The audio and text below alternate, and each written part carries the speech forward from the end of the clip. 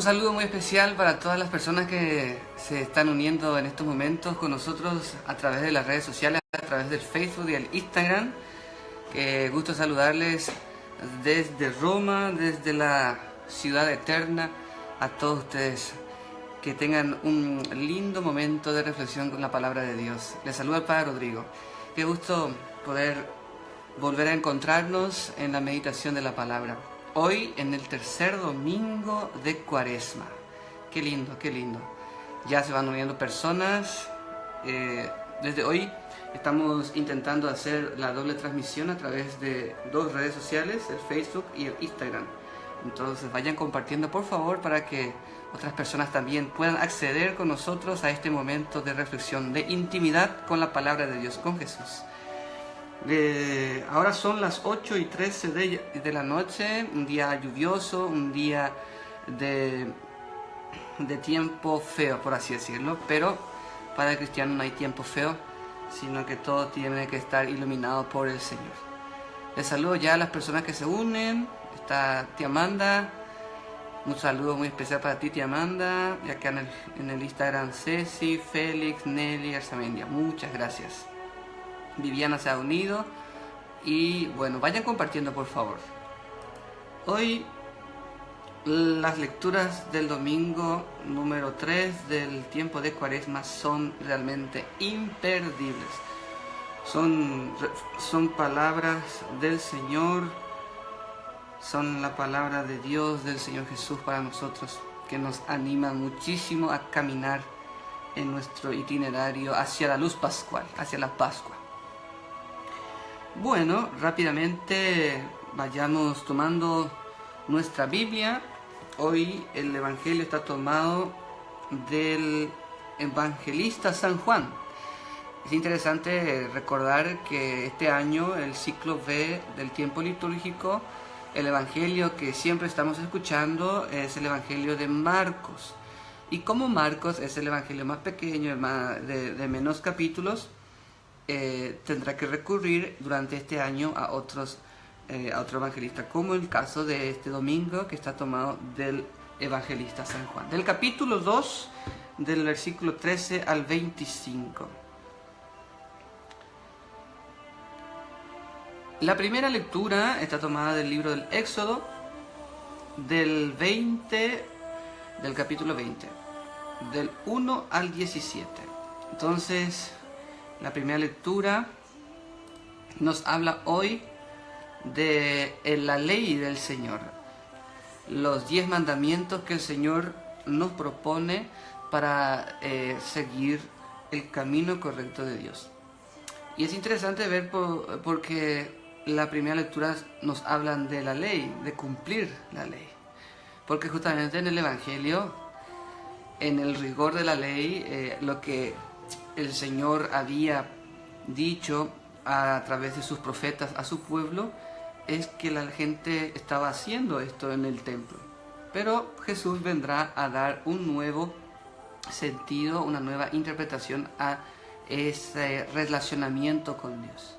En la primera lectura se nos habla de los 10 mandamientos, que yo quisiera más, en vez de decir mandamientos, decir las 10 palabras que Dios ha dado a su pueblo, porque la palabra, como sabemos nosotros, tiene ese poder de transformar, ese poder de animar a la persona a cumplir, no porque sea un mandamiento, sino porque hemos descubierto que es verdaderamente bueno para nuestra vida.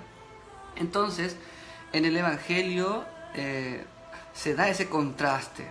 En la primera lectura Dios da los mandamientos y en el Evangelio la gente estaba haciendo justamente sus ofrendas, sus sacrificios para agradar a Dios, y viene Jesús y los echa fuera del templo, los echa a todos los cambistas, los vendedores de bueyes, de palomas, etc. Entonces, ¿qué es lo que quiere decirnos hoy el Señor a través de este Evangelio en este domingo tercero de Cuaresma? Es la pregunta que vamos a tratar de responder en este día. El Salmo 18, Señor, tú tienes palabras de vida eterna, que la ley del Señor es perfecta, es el descanso del alma, el precepto del Señor es fiel, instruye al ignorante, Los mandatos del Señor son rectos y alegran el corazón. La norma del Señor es limpia y da luz a los ojos. La voluntad del Señor es pura y eternamente estable. Los mandamientos del Señor son verdaderos y eternamente justos. Más preciosos que el oro, más que el oro fino, más dulces que la miel de un panal que se destila. Esa es la ley del Señor. Imagínense cómo el salmista pone esta comparación, cómo nos da esa figura para poder entender que lo que Dios propone a su pueblo es lo verdaderamente delicioso, sabroso, bueno, exquisito y tan importante para nuestra vida que tenemos que cumplirla. Viene San Pablo en la segunda lectura a los Corintios, en el capítulo 1, del 22 al 25, a decirnos que los judíos exigen signos, los griegos buscan sabiduría, pero nosotros predicamos a Cristo crucificado, escándalo para los judíos, necedad para los gentiles, pero para los llamados griegos o judíos, un Mesías es la fuerza de Dios y sabiduría de Dios. Pues lo necio de Dios es más sabio que el de los hombres, y lo débil de Dios es más fuerte que los hombres. San Pablo escribe a los cristianos de Corinto, a esta comunidad muy conflictiva, porque Corinto en un determinado momento de la historia era un pueblo de la Grecia que constituía como la metrópolis, la gran ciudad donde toda clase de personas se reunían para poder interactuar, el comercio, las relaciones humanas, etc. Y tal es así que cuanto más grande la ciudad, también se multiplicaban los distintos puntos de vista, la forma de ver a la divinidad, el relacionamiento unos con otros, etc. Por tanto, esto era una difícil situación para San Pablo y por eso predica a los cristianos de Corinto esto. Porque para los griegos, como que siempre buscaban la sabiduría, que estaban siempre en la búsqueda de lo que era lo bello, lo bueno, etc.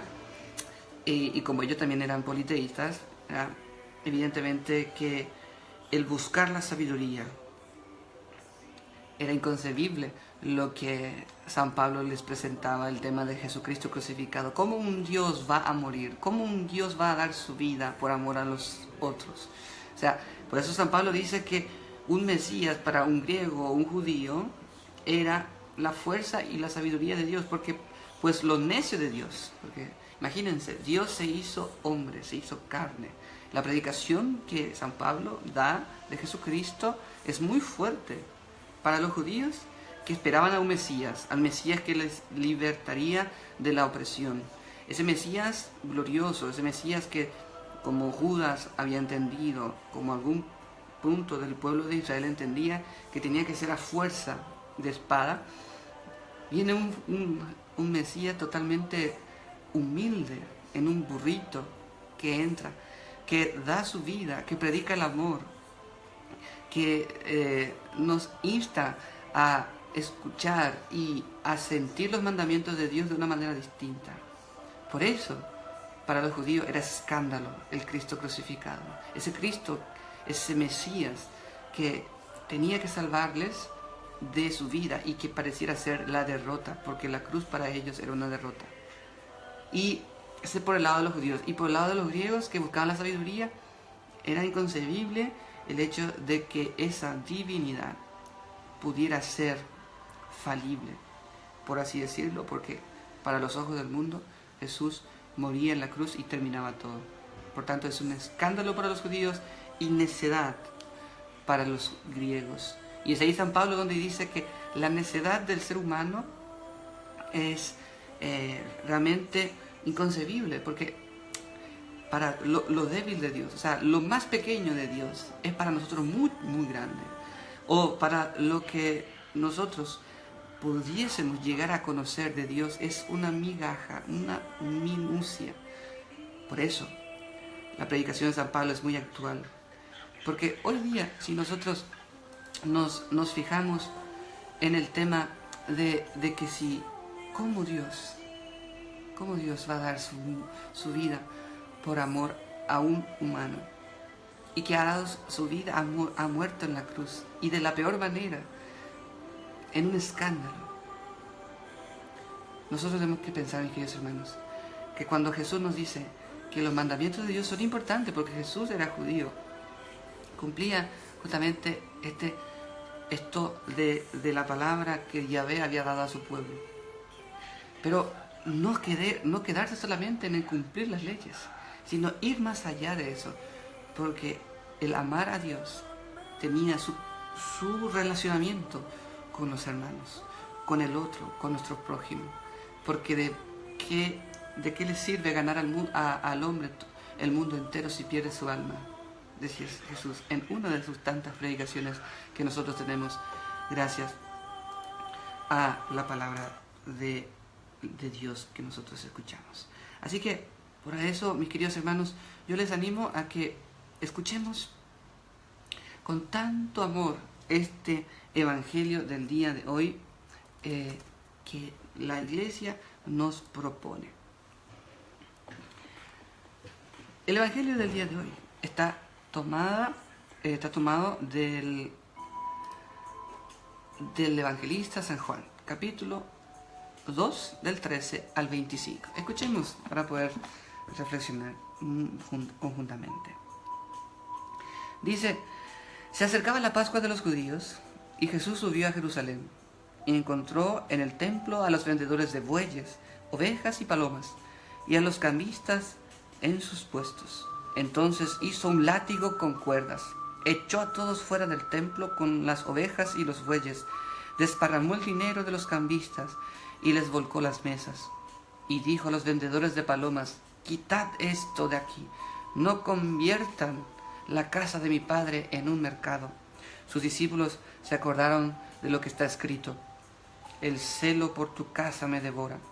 Los judíos entonces dijeron: ¿qué signo puedes darnos que justifique que puedes obrar así? Jesús le respondió: destruyan este santuario y en 3 días lo levantaré. Los judíos le contestaron: 46 años le ha tardado en construir este santuario, ¿y tú lo vas a levantar en 3 días? Pero él hablaba del santuario de su cuerpo. Cuando fue levantado de entre los muertos, se acordaron sus discípulos de esto que había dicho y creyeron en la Escritura y en las palabras que había pronunciado Jesús. Palabra del Señor. Gloria a ti, Señor Jesús. Qué hermoso evangelio. El evangelio del día de hoy, del evangelista San Juan, tenemos que entenderla en el contexto en donde está insertada. Jesús sube al centro más importante de la creencia judía, el templo de Jerusalén, a Jerusalén. Es el lugar más importante para el judío, en donde ellos tenían claramente la conciencia de que de ahí estaba el Señor, Dios. Dios tenía su lugar de relacionamiento con su pueblo. Y es el lugar donde todo el mundo tenía que peregrinar y a ofrecer sus sacrificios. Y para aquellos que tienen la idea y han visto, ya sea en fotografía o tuvieron la gracia de estar en el templo de Jerusalén, eso es un templo, el predio, su complejo es enorme. Según los estudiosos, tendría la capacidad como para 22 campos de fútbol reglamentarios juntos. O, haciéndonos algo más gráfico, las 3 pirámides de Egipto, una al lado de la otra, estaríamos hablando del templo de Jerusalén en su conjunto. Entonces es enorme. Y entonces un sector del templo en su conjunto era reservado justamente al lugar donde estaban, se nos relata hoy, donde Jesús entra y donde están todos los vendedores de palomas, de bueyes, los que vendían los animales para las ofrendas. Y es ahí donde él encuentra a este grupo de personas que estaban vendiendo. Pero es importante ver antes de este relato qué estaba, porque Jesús antes en el capítulo 2 es el primer signo.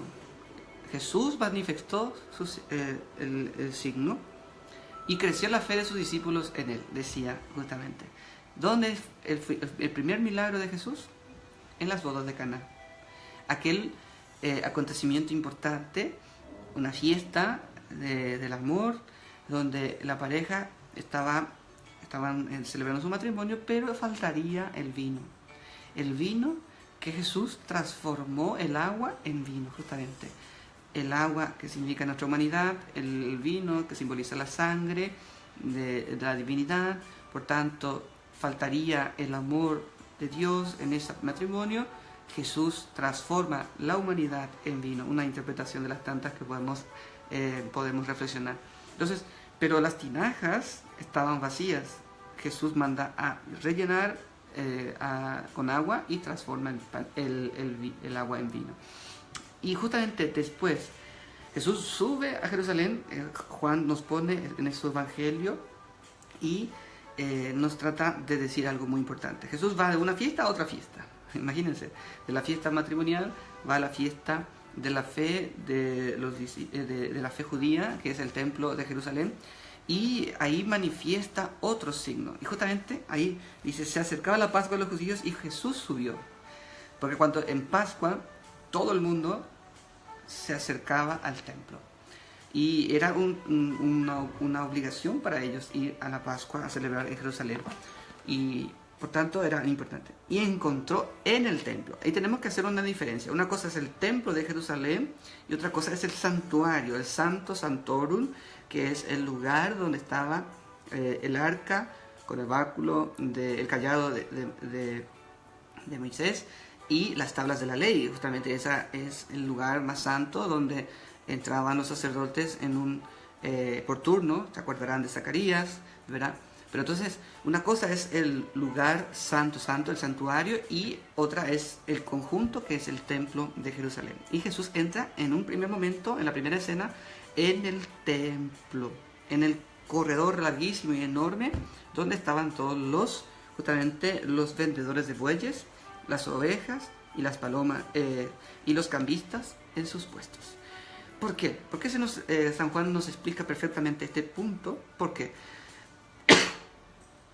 Porque era prohibido en el templo ofrecer, por así decir, meter en el santuario cosas profanas. Por eso ellos tenían sus rituales para poder purificarse y entrar en el templo, poder acercarse al santuario, etc. Tenían unos ritos muy, muy extremos, pero por tanto no podían meter nada. Se acordarán de también, cuando uno estudia la palabra de Dios, tiene que tener en su conjunto toda la Biblia, todos los relatos que se nos presentan.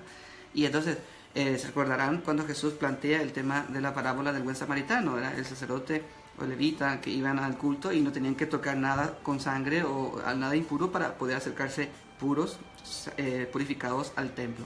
Por tanto, no podían meter nada impuro. ¿Y qué era una cosa impura? La moneda.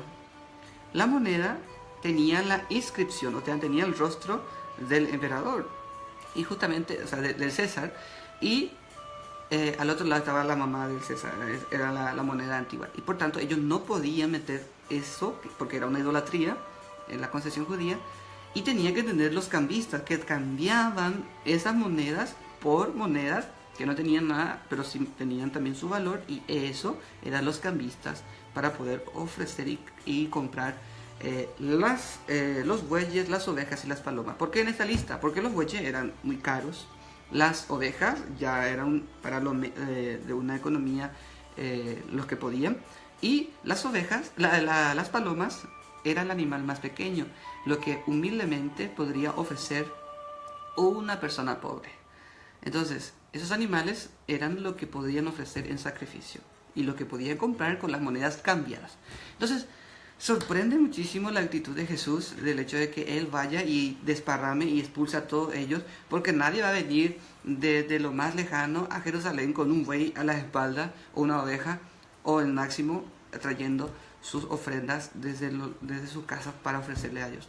Entonces era normal que estén estos vendedores, estos campistas en ese lugar.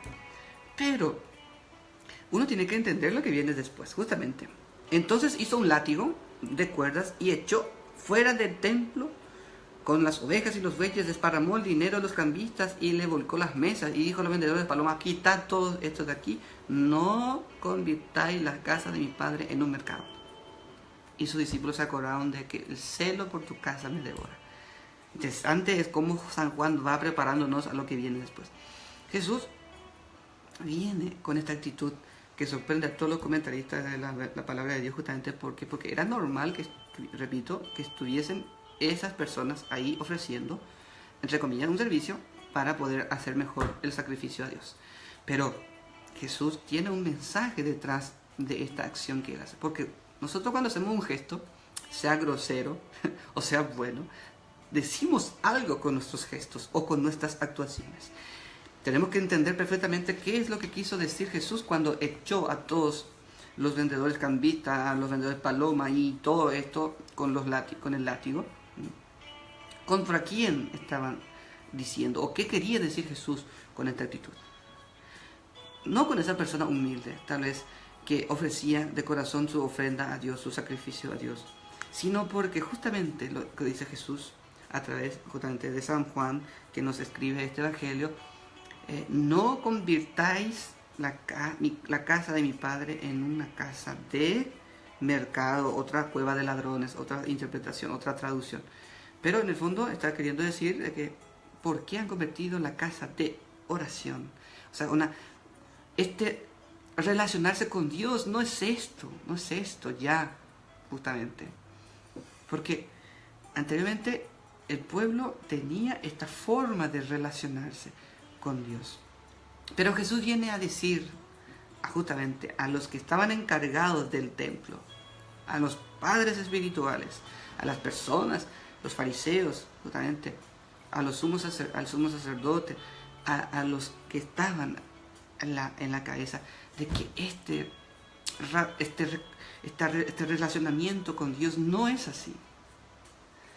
Y también nos dice hoy Dios a través de este evangelio el Señor: nosotros no podemos comprar a Dios. Nuestro relacionamiento con Dios no puede ser: yo te doy esto, Señor, y tú tienes que darme sí o sí esto. Esto no es una cosa de vender y comprar la gracia de Dios en nuestras vidas. El relacionamiento con Dios no es solamente en el templo material de Jerusalén en aquel tiempo, y hoy podemos decir en nuestras iglesias, templos, como edificios. No es ahí solamente donde está Dios. Sabemos que está en la presencia sacramental del Santísimo Sacramento, está en la Eucaristía. Evidentemente que ir a misa no es una imposición, sino que es una gracia que hemos descubierto, mis queridos hermanos, y la cumplimos porque amamos y porque hemos descubierto. Todo se une. Pero quisiera detenerme entonces en este primer momento lo que dice la palabra de Dios y lo que es en su contexto, justamente. Este templo que estaba lleno de personas que ofrecían, si nosotros hacemos una comparación con lo que viene antes de este relato, la boda de Caná, que estaban vacías, las tinajas, el vino, la alegría, lo que faltaba, estaba vacía, y Jesús las llenó de agua y las convirtió en vino. Ahora, este templo estaba lleno, pero Jesús la vació. ¿Qué está queriendo decirnos el evangelista San Juan con esto? De que justamente Dios es el que nos llena y quiere sacar lo que nos aleja de Dios. Interesante es como San Juan nos presenta este relato, porque después dice Jesús, los judíos le preguntan y le dicen a Jesús: ¿qué signos haces para que nosotros entendamos lo que está haciendo, que te capacita o que te autoriza a hacer lo que está haciendo con nosotros ahora? Y es ahí donde dice Jesús les respondió: destruyan este santuario y yo lo levantaré en 3 días. ¿Por qué santuario? ¿Por qué enfatizo santuario?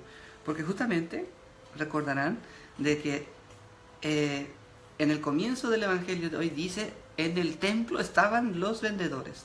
Ahora dice, este santuario, o sea, lo más sagrado, el Santo Santorum, donde estaba el arca y las tablas de la ley, ese lugar, ese destruyan. O sea, para los judíos, el lugar más santo es el que estaba en el centro, el que estaba dentro del templo, ahí mismo, no donde estaba el lugar de las ventas y los cambistas. No, no. Destruyen este santuario, queriendo significar de que donde está Dios, donde está Jesús hoy día, ese lugar más santo, destruyan ese templo, ese santuario, este santuario, y yo lo levantaré. O sea, y el propio San Juan nos dice que se refería al santuario de su cuerpo, porque justamente es la presencia viva de Jesús. Hoy nosotros entendemos dónde está Dios. Ese santuario es su cuerpo. Y si nosotros, por nuestra doctrina y por nuestra fe, entendemos que nosotros somos templos del Espíritu Santo, que nuestro cuerpo es el templo del Espíritu Santo y tenemos que cuidar, estamos haciendo una asociación de que Cristo vive en mí. Ya no soy yo el que vive, sino es Cristo el que vive en mí, dice San Pablo. Entonces, entienden, mis queridos hermanos, cómo todo está unido.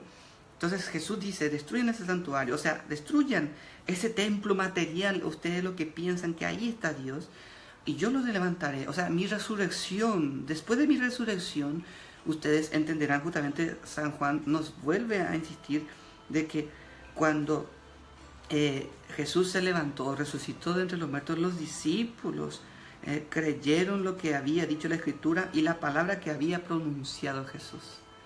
O sea, nosotros somos los que estamos después de la resurrección, nosotros creemos en Cristo resucitado. Por tanto, en este tiempo de Cuaresma, nosotros nos preparamos a la resurrección, a la Pascua, a la gloriosa resurrección.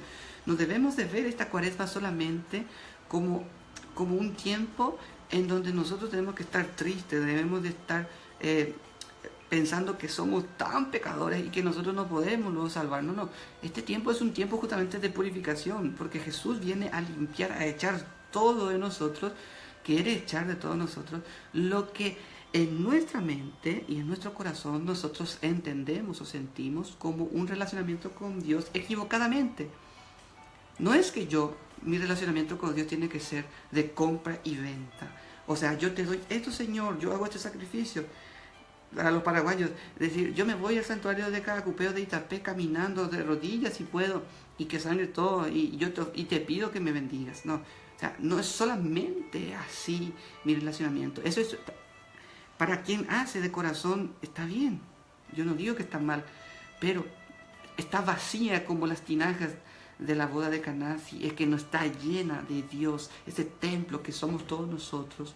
Nuestro relacionamiento con Dios tiene que cambiar, y Jesús viene a hacer un látigo y a esparcir y a sacar todo esto afuera, porque nuestro relacionamiento, nuestra concepción de Dios tiene que cambiar en este tiempo de Cuaresma, porque Jesús, este templo vivo que está en la iglesia, en la Eucaristía, en los pobres, en los que necesitan, en esa persona que a veces te dice gracias por este gesto de caridad para conmigo. O sea, Dios a través de Jesús, este es su Hijo Jesús, y nuestro gran Maestro Jesús está no ya encerrado en un templo, sino que está en todo lugar. Por eso todos nosotros somos otro Cristo, y que debemos de ser ese templo el cual el Señor quiere purificar en este tiempo de Cuaresma. Qué lindo, mis queridos hermanos, si nosotros en este tiempo de Cuaresma nos preparamos convenientemente y vemos que lo que decía la primera lectura, los mandamientos de Dios, las palabras que Dios dirigió a su pueblo son importantes, que son espíritu y vida, y lo más delicioso, como decía el salmista, y que San Pablo nos viene a decir de que esto que Jesús viene a presentar es escándalo para los judíos y necedad para los griegos, y que el evangelista San Juan nos viene a decir de que nuestro relacionamiento con Dios no tiene que ser yo cumplo a cabalidad todo, yo me voy a misa, yo hago caridad, yo hago todo esto, pero para que tú me des a mí como recompensa. Si esa es nuestra visión de Dios, estamos equivocados. Tenemos que descubrir, tenemos que dejar que Cristo, que Jesús limpie y eche fuera a todos estos que hacen ver a Dios de esta manera. Y que podamos descubrir que este templo que Cristo resucitado en 3 días, fue para nosotros y será siempre el primero y el origen de toda nuestra fuerza espiritual para ver de verdad el relacionamiento correcto con nuestro Dios, con Jesús. Esto es lo que tenemos que descubrir, mis queridos hermanos y hermanas, en este tiempo de Cuaresma. Que Dios les bendiga, mis queridos amigos y amigas. Que este tiempo, que este domingo 3 de Cuaresma, en donde vemos y que muchos enfatizan justamente esta actitud sorpresiva de Jesús, que se enoja aparentemente y que echa fuera, hace látigo y esparce a todo el mundo fuera. Esta actitud un poco escandalizante para aquel o aquella que tiene a Jesús como aquel que está siempre rezando, aquel bueno, aquel hombre que trae la paz. Y viene a ver en este pasaje del día de hoy a Jesús como el que echa fuera. Tenemos que ver que Jesús también nos está queriendo decir con este gesto, con este signo, con esta actitud, que tenemos que echar fuera todo aquello que cambia nuestra verdadera visión de Dios y la correcta visión de Dios y nuestro relacionamiento con Dios. Les mando saludos a todas las personas que hoy nos acompañaron. Son muchísimas personas, no quisiera olvidarme de nadie, pero le mando saludos a los del Facebook que nos están viendo, que nos mandaron. A ver, también en el Instagram, muchas personas nos están viendo, nos mandaron saludos. Gracias de corazón, les digo. No quisiera olvidarme con nadie. Y entonces les digo, recen por mí, recen también por nosotros los sacerdotes que estamos estudiando, para poder perfeccionarnos un poquito más, para conocer más la palabra de Dios y poder explicarles con amor a ustedes, y para que produzca frutos en nuestra vida primero y en la vida de todos ustedes. Vamos a rezar, vamos a ofrecer esta oración hoy por la pronta beatificación de Chiquitunga, por todas las personas que se encomiendan a las oraciones de los sacerdotes, y podamos ofrecer también por los perseguidos en Siria, por los que sufren, por estas personas. Y de manera especial quisiera pedir hoy por las personas que tienen una visión un poco errada de Dios, que piensan de que a Dios yo le puedo encasillar con esta actitud también de los vendedores de cambistas, los que hacían cambios de monedas, los vendedores de bueyes y los de palomas. Esta no es la visión correcta de Dios. Y como antes de concluir, justamente es importante, ¿no? Jesús echó a todos, pero esto prosiguió. Después de que Jesús se fue, evidentemente que volvieron a ordenar todo y siguieron haciendo lo mismo. ¿Por qué? Porque era lo propio del pueblo judío, ¿verdad? Pero el signo que ha hecho Jesús ha quedado justamente para que nosotros podamos entender qué quiere decirnos Jesús con este gesto que ha hecho, con esta actitud de Jesús. Padre nuestro, que estás en el cielo, santificado sea tu nombre, venga a nosotros tu reino, hágase tu voluntad en la tierra como en el cielo. Danos hoy nuestro pan de cada día, perdona nuestras ofensas, como también nosotros perdonamos a los que nos ofenden. No nos dejes caer en la tentación y líbranos del mal. Amén. Dios te salve María, llena eres de gracia, el Señor es contigo. Bendita tú eres entre todas las mujeres y bendito es el fruto de tu vientre Jesús. Santa María, Madre de Dios, ruega por nosotros pecadores, ahora y en la hora de nuestra muerte. Amén. Gloria al Padre, y al Hijo, y al Espíritu Santo, como era en un principio, ahora y siempre, por los siglos de los siglos. Amén. El Señor esté con ustedes y con tu espíritu. La bendición de Dios Todopoderoso, Padre, Hijo y Espíritu Santo, descienda sobre ustedes y permanezca para siempre. Amén. Gracias, mis queridos amigos y amigas, por compartir este momento de reflexión. Por favor, compartan este video para que también otras personas puedan disfrutar de esta palabra de Dios, esta pequeña reflexión que humildemente les hago. Y no se olviden de ofrecer al Señor lo verdaderamente válido que es nuestra propia vida. Este testimonio que podamos ofrecer a los demás puede acercar mucho más al Señor, a esa persona que está buscando este relacionamiento con el Señor. Les mando un fuerte abrazo y la bendición de Dios que les he dado. Y hoy muy especialmente le mando un saludo al padre Severio Acuña, que está de cumpleaños, sacerdote de la diócesis de Villarrica, que está como párroco en Tabaí, y a todas las personas que siempre me piden oraciones. Chao, chao, feliz resto de domingo y bendecida semana en el Señor Jesús. Chao, chao.